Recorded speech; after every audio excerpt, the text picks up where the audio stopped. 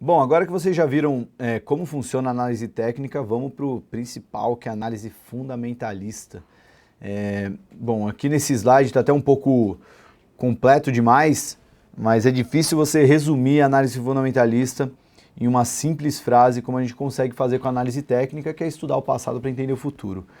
Mas a análise fundamentalista, se fosse tentar entender de uma maneira simples, ela é a utilização de fundamentos macroeconômicos, setoriais e da própria empresa analisada, com o intuito de determinar assim um valor justo para a ação. Ou seja, a gente vai analisar o que está acontecendo com a economia, o que está acontecendo com o setor que essa empresa atua, o que está acontecendo com a empresa e principalmente o que pode acontecer, quais as perspectivas futuras, tanto para a economia quanto para o setor e a empresa, e a partir daí a gente vai determinar qual o valor justo que essa ação deveria valer no mercado de ações. Aí a base da análise fundamentalista, eu usei o autor do livro Valuation, o gestor Alexandre Póvoa, são alguns conceitos básicos para a análise fundamentalista, né? As informações de mercado são assimétricas. O que significa isso? Não é todo mundo que recebe a mesma informação ao mesmo tempo, não é todo mundo que recebe da mesma forma. Então existe uma assimetria de mercado que, embora a CVM está aí para evitar essa assimetria, na prática a gente sabe que tem gente que acaba sabendo de uma notícia antes, tem gente que entende uma notícia diferente de outro investidor, ou seja, para um cara uma notícia pode ser ruim e a mesma notícia pode ser boa para outro investidor falando da mesma ação. Então existe sim a assimetria e é o que acaba provocando essa distorção e trazendo oportunidades, né? Porque, pensando de uma maneira bem simples, se a informação fosse completamente simétrica, o mercado já estaria totalmente precificado, as ações já estariam no preço exato que deveriam valer. Então, apenas com a simetria que a gente consegue identificar oportunidades no mercado de ações, porque uma ação está valendo menos do que deveria valer de fato, então é hora de comprar, ou está valendo mais do que deveria valer de fato, então é hora de vender. E essa simetria é o que provoca interpretações diferentes sobre uma mesma ação, que justifica a compra e a venda de ativos. Mesmo informações simétricas recebem diferentes análises, né? É meio que um complemento à ideia que eu já falei sobre a assimetria de informação. E as duas fontes para o cálculo de taxa de desconto, que é o risco de mercado e risco específico, são muito amplas, o que torna a quantificação subjetiva por natureza. A gente vai falar mais adiante nos slides, mas eu já vou falar aqui. Taxa de desconto é o ponto que a gente vai falar na aula 4, que quando a gente vai fazer a análise fundamentalista de uma ação, a gente tem que entender qual é a expectativa futura de resultado para essa empresa, qual a expectativa futura de resultado da economia. A partir daí a gente consegue traçar como que essa empresa deve se comportar ao longo dos anos e trazer isso para o preço de hoje. Só que o que ela vale lá no futuro não é o mesmo que ela vale hoje.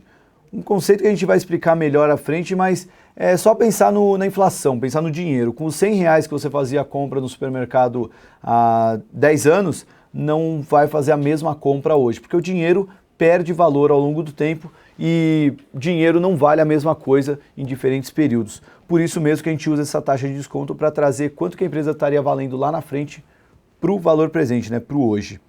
E para chegar nessa taxa de desconto, a gente acaba usando conceitos muito subjetivos, que a gente vai explicar mais adiante. E por isso também que acaba trazendo oportunidades no mercado, porque não existe uma regra que todo mundo segue para calcular essa taxa. A conclusão, uma boa análise fundamentalista não é aquela que vai buscar uma precisão no seu preço justo, mas sim aquela que consegue determinar regiões de compra e venda de uma ação. Ou seja, a análise fundamentalista que falar que a ação da Ambev deveria valer R$ 24,12, ele pode até acertar, mas é aquela precisão que não é o alvo principal da análise fundamentalista. A análise fundamentalista tem que te mostrar se a ação, no preço que está agora, ela está numa boa região para ser comprada ou numa boa região para ser vendida. Bom, e aqui os pontos importantes para entender a análise fundamentalista, né? Ela procura entender a viabilidade e capacidade de uma empresa gerar lucro para longo prazo, e os pontos importantes para entender isso, você tem que analisar a consistência do modelo de negócio da empresa e sua viabilidade, analisar o produto daquela empresa, analisar a gestão da empresa, a economia do país onde ela está inserida, o setor em que ela atua, tanto riscos e oportunidades do setor, a indústria, né, quando a gente fala de indústria, a maturidade, se essa empresa está em fase de crescimento, se já está madura, já está em fase de declínio, e a sustentabilidade da empresa, que são as 5 forças de Porter, que a gente vai falar no próximo slide, mas só pontuando sobre esses pontos importantes para entender, né?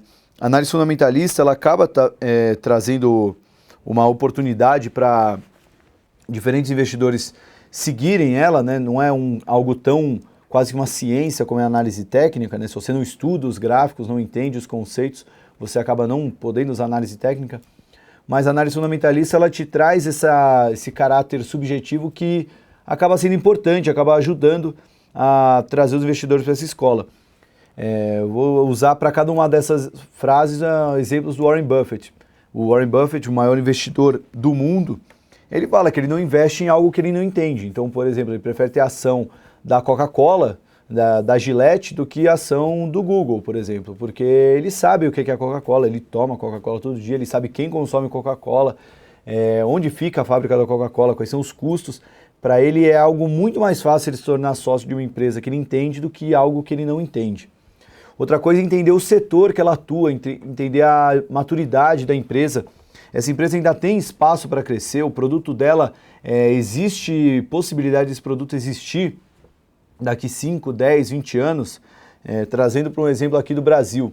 A Souza Cruz era uma empresa muito querida por muitos investidores, inclusive quando ela saiu da Bolsa acabou deixando muitos viúvos, né? A gente até falou na última aula sobre isso, mas muito se criticava a sustentabilidade e resultado da empresa, porque a tendência é que no longo prazo as pessoas parem de fumar, ou melhor, vai diminuindo o crescimento de fumantes em relação à população total, então diminui a expectativa de crescimento da empresa. O fato é que a Souza Cruz era um case já também que conseguia reduzir muito os custos, o que acabava ajudando o resultado dela. Mas tem que ter todo esse fundamento por trás, né? Esse pensamento subjetivo quando você vai fazer uma análise fundamentalista, né? Não basta simplesmente estudar os números, você tem que pensar, será que esse produto é viável para daqui 20 anos? Será que esse setor ainda vai existir daqui 20 anos? Será que essa empresa está muito bem posicionada nisso? E as 5 forças de Porter que a gente vai mostrar agora, ela acaba ajudando a identificar como é que está uma empresa em relação ao setor que ela atua, ao mercado em geral. Aqui são as 5 forças de Porter. Quanto mais forte essa empresa tiver em relação a essas 5 forças, melhor posicionada ela está, né? Então a gente tem aqui, por exemplo, o poder de barganha dos fornecedores, poder de barganha dos clientes, a ameaça de produtos substitutos, a ameaça de novos entrantes e a rivalidade do setor. Então uma empresa que está dentro de um setor que a rivalidade não é tão intensa e por conta disso também ela consegue criar barreiras que não trazem ameaças de produtos substitutos, ela consegue ter um poder de barganha que faz ela ter um preço melhor de um fornecedor e entregar um preço maior para o cliente, ela não sofre ameaça de novos entrantes, de possíveis concorrentes, então é uma empresa que está bem posicionada, né? Aqui, só para pegar um exemplo prático no mercado brasileiro, a gente aqui poderia falar da BMF Bovespa, que estaria muito bem posicionada nas 5 forças de Porter. Por quê? Primeiro, ela não tem concorrente, né? A única bolsa que atua no mercado brasileiro, então ela é praticamente um monopólio nesse mercado. Já tivemos tentativas de entrada de outros concorrentes, ou melhor, de novos concorrentes, e não aconteceu isso. Então ela tem uma barreira forte para novos entrantes. Não há um produto substituto, né? Não tem como criar um produto substituto, na verdade, ser um concorrente que faria o mesmo produto. Então acaba não existindo um produto substituto para o que ela faz. Então, por causa disso, ela consegue um poder de barganha, tanto em relação aos clientes dela, que seriam as corretoras, por exemplo, ela consegue fazer uma cobrança que ela não precisa diminuir um preço para manter fiel esse cliente, e também em relação a quem ela paga pelos serviços, né? Como ela é a única cliente, então ela consegue pedir o preço que ela quiser, já que ela consegue escolher quem vai entregar o serviço para ela.